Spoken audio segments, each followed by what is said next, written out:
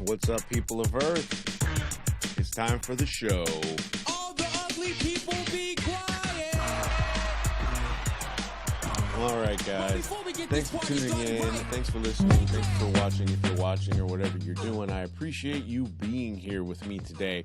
So let's just start off by addressing something that I really want to just get out of the way. So I received a message from one of our lovely viewers, or maybe not so lovely, about that intro that we just played, which we tend to open the show with. All the ugly people be quiet, and they took exception. They were offended. How exciting. Offended. Offended. That's like having like extra cream in my coffee. Being ugly is not always about being physically ugly. Like this hat. That's ugly to some people. Being ugly is going to someone's house that they've invited you over for a barbecue, and you start complaining because they don't have the wine that you like to drink, even though they've offered you 4 options and the 5th option is the one you want, but yet you brought nothing to the BBQ. Being ugly is waking up and finding out that your internet that you just switched over to that was supposed to be active today isn't active, and calling up customer service and yelling at the guy on the other end of the phone even though he had nothing to do with it. But being ugly is like going to a restaurant and yelling at the waitress because you ordered a tuna steak medium and it came medium well, and she didn't make the tuna steak. And she even tried to tell you that ordering tuna steak other than medium rare is not usually a recipe for success, because tuna tends to come like that tuna you get in a can that you looks like something you might give to your cat if you order it anything but medium rare. Being ugly is when you go to a school event with your child and you see somebody's kid and you don't like the kid, so you're nasty to the parent as well because you feel that they're not doing their job as a parent. Being ugly, I think you get the point. Being ugly can translate into when somebody wraps your car in cling film because they don't like the fact that you're parking on the street when you probably have every right to do so. So with that, we'll just move on to our first and only passive-aggressive parking enforcement ugly story of today. So in the quiet streets of Sutton Coldfield, England, this is where we are, England, one mom found herself at the center of a parking row that escalated faster than a speeding ticket. Laura Cleaver, not related to Wally or the Beeve,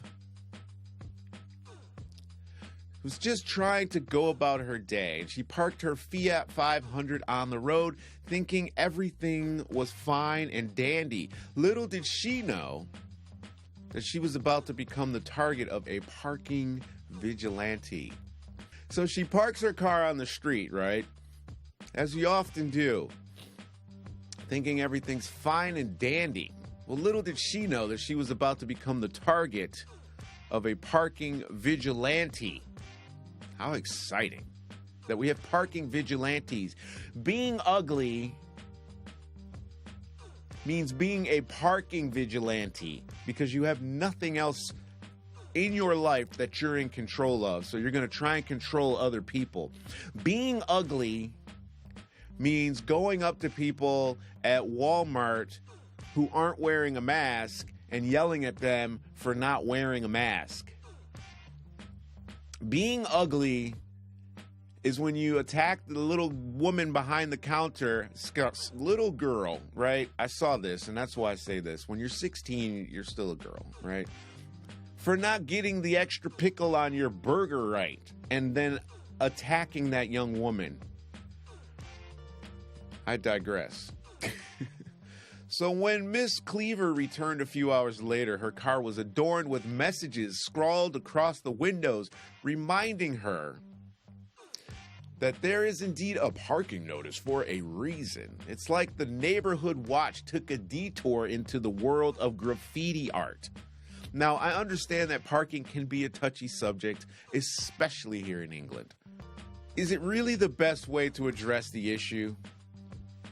I mean, if you're going to wrap someone's car in cling film, at least have the decency to bring a bow and make it look like a gift, right? It's like an avant-garde art installation titled The Agony of Parking. But let's be real, all right? This is just plain old passive-aggressive behavior, and it doesn't stop there, because according to reports, other cars on the street were also adorned with angry messages from this masked vigilante. We'll just say that because I don't know if they're masked or not. It just makes the story more interesting to me for this person to be a masked vigilante. It's like the parking-themed scavenger hunt or something. But instead of finding hidden treasures, you find disgruntled notes on your car. I can just picture residents armed with wet wipes and scissors, ready to assist fellow motorists who have fallen victim to this peculiar brand of neighborhood justice, we'll call it. Now, I'm no legal expert, as you probably know, but leaving angry messages on cars might not be the best course of action. It turns out that it could actually land you in trouble with the law. It's actually vandalism.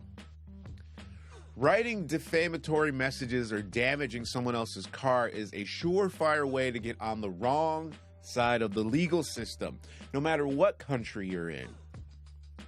So let's remember to keep our parking disputes civil, you guys. Maybe save the cling film for wrapping up leftovers at the barbecue you went to, if you're lucky enough to get a plate, even though you were being ugly about complaining about there not being the booze that you wanted at the barbecue that you got invited to when you brought nothing. This story seems to highlight the unhappiness that seems to permeate our society.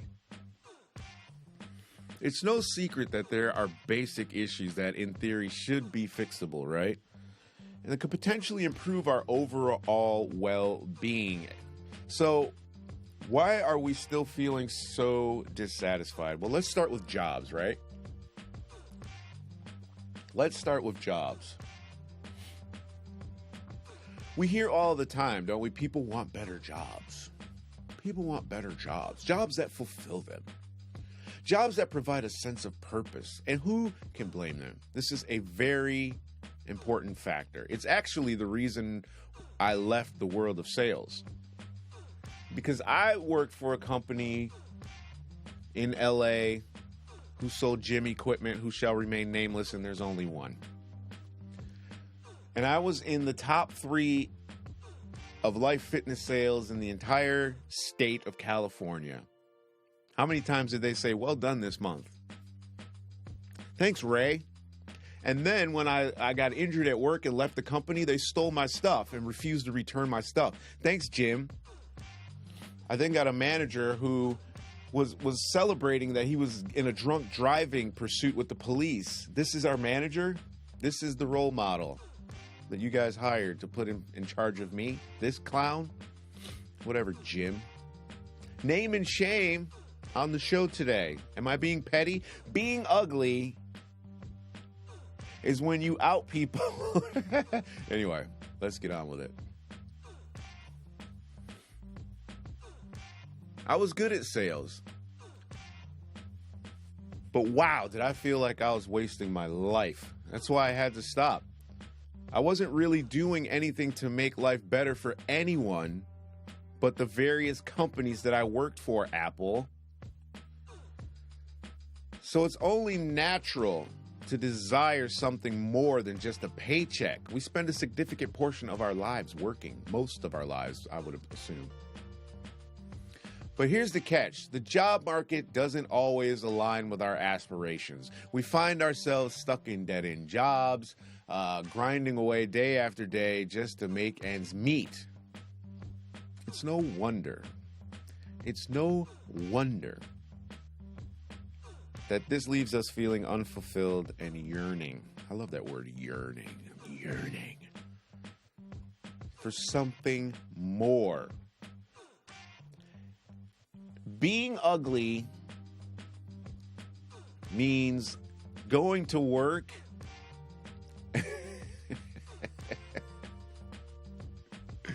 and being grumpy to the customers because you hate your job. It's not their fault. Here's the thing, folks. While a better job can certainly contribute to our overall happiness, it's not the sole solution to our discontent, is it? It's not. It simply isn't. It's just not. We live in a consumer-driven economy. We live in a consumer-driven society. It bombards us with the idea that material possessions will bring us joy. It doesn't. I am surrounded by tech that I love. And still, I'm just like, God, I wish I had a dog. Something that I can look after and make happy, and it can bring me happiness as a result. But we're constantly being sold the latest gadgets, trendy clothes, and shiny new toys, all promising to make us happier. But do they really? Do they really? Do they make you happy? I saw how happy everyone was in the iPhone commercials. I get my iPhone. Yeah, life still is the same. No magical colors, no exciting adventures, or doors opening up because I spent more money on a phone than most people make in a month. Many people. We're in the top 90 percentile of if you make more than 50,000, which is crazy. There's some really poor people on this planet, most of which make our phones. Woke people messaging me about ugly. Being ugly means saying nothing about Apple or Samsung or any of these other tech companies that exploit countries for their resources and their labor for cheap, but yet attack me for the word ugly in a song that I didn't even write, because you don't know the context or have the ability to think outside of physicalities as ugly. So we've turned into a society that measures success and happiness by the things that we own rather than the experiences we have or the relationships that we build. So what's the remedy for this epidemic of unhappiness? Well, it starts with a shift in perspective. We need to redefine our priorities and focus on the things that truly matter. It's about finding a balance between work and leisure, prioritizing experiences over possessions, and cultivating genuine connections with others. It's about appreciating the simple pleasures in life, like a good laugh, a beautiful sunset, or a heartfelt conversation. That's what it's about, you guys.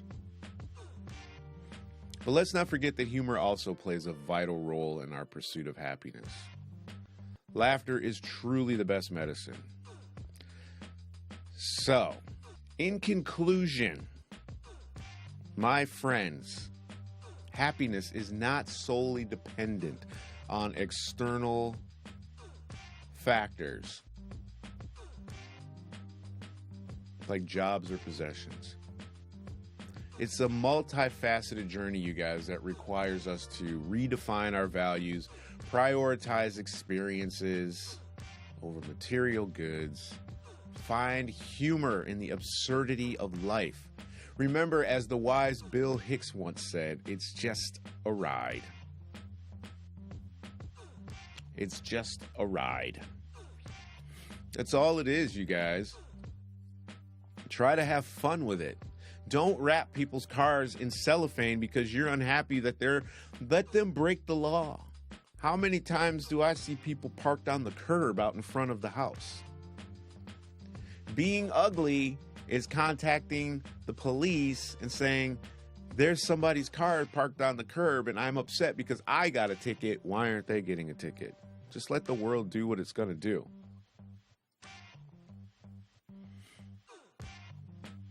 Being ugly. I got nothing else. Thanks for listening. Thanks for watching. Please subscribe or rate the show if you're watching this on Spotify. That's a big deal for us. For me. When I say us, I mean me. Me. I am the us. There's nobody else here but me. These are short form podcasts today. I have no internet today. Being ugly is when... I'm not doing that one. I'm not doing that one. That one's really bad. Sometimes the thoughts that formulate inside of my head just need to just stay there. So thanks for listening, guys. I'm out of here. Peace.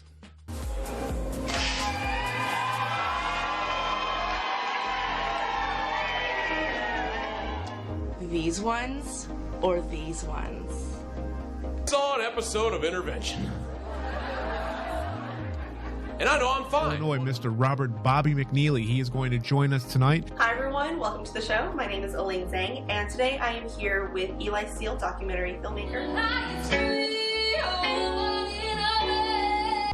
I need more. Welcome to The Only Way is Linda. Today I have a really special guest here.